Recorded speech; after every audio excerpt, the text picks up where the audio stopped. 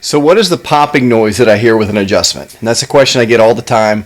I used to think that the popping noise was the sound of my bones rubbing together or cartilage or something either grinding or rubbing. But in fact, the sound is really just from air. So in every joint of our body, whether it's in our fingers or in our spine or in our knees, all the joints in our body are surrounded by a capsule. And within that capsule, there's fluid and there's also air or nitrogen gas. So when the joint gets moved, and preferably in our case, it gets moved into the right alignment, the friction or the pressure gets sucked out of the joint. So it's essentially like pulling a suction cup off of a window.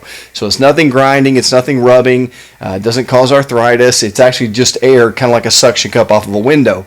And if you're like me, my grandmother used to tell me that if we popped our knuckles, that it would cause them to become, big and red and swollen and arthritic.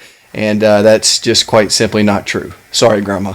But that's not true. The noise is just air. And when we move your spine, we're only moving it about the width of a credit card, or maybe two. It's a very, very small amount of movement. That's why when you come to a chiropractor, it takes time, because we can only move the bone a small amount each time, and then we have to repeat because the body wants to pull back into that old position.